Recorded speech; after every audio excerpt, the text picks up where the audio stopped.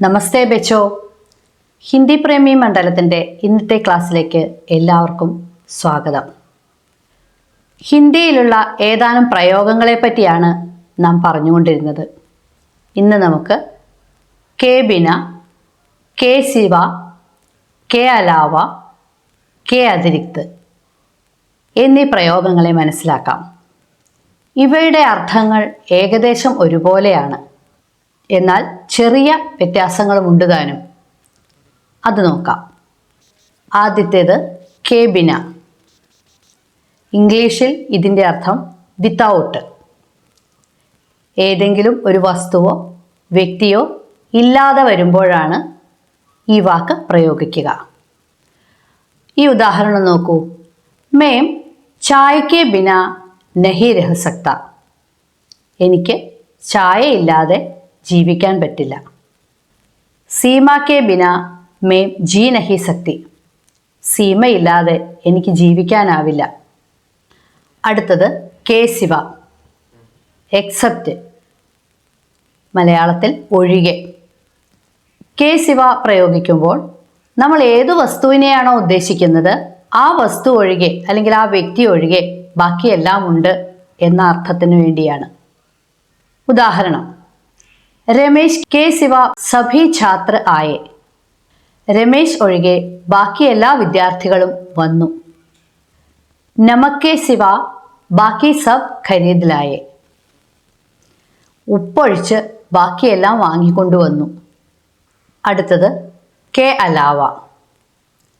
In addition to, അതുകൂടി.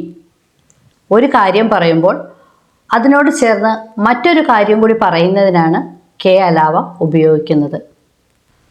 ഉദാഹരണം നോക്കൂ. പഠായി കെ അലാവ വഹ് ഖേലോം മേ ഭി രുചി രഖ്താ ഹെ.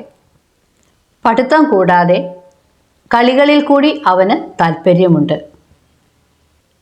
ലീല ചുടീദാർ കെ അലാവ സാഡി ഭി പഹൻതി ഹെ. ലീല ചുരിദാർ കൂടാതെ സാരിയും ധരിക്കാറുണ്ട്. അടുത്തത് കെ അതിരിക്ത്. ഇത് കെ അലാവ എന്നുള്ളതിൻ്റെ ഔപചാരിക രൂപമാണ്. ഈ ഉദാഹരണം നോക്കൂ. പുസ്തകാലയ മേ അംഗ്രേസി സാഹിത്യ കെ അതിരിക്ത് ഹിന്ദി സാഹിത്യ ഭി ഹെ. ലൈബ്രറിയിൽ ഇംഗ്ലീഷ് സാഹിത്യം കൂടാതെ ഹിന്ദി സാഹിത്യം കൂടിയുണ്ട്. സ്കൂൾ ബസ് മേ ലഡ്കിയോं के अतिरिक्त ലഡ്കെ ഭി ഹെ. സ്കൂൾ ബസ്സിൽ പെൺകുട്ടികളെ കൂടാതെ ആൺകുട്ടികളും കൂടിയുണ്ട്. നോക്കൂ കൂട്ടുകാരെ, ഇന്ന് നാം 4 പ്രയോഗങ്ങളാണ് പഠിച്ചത്, ഏതാണ്ട് ഒരേ അർത്ഥം വരുന്നവ. ഒന്നാമത്തേത് കെ ബിന. അതിൻ്റെ അർത്ഥം വരുന്നത് ഇല്ലാതെ, വിത്തൗട്ട്.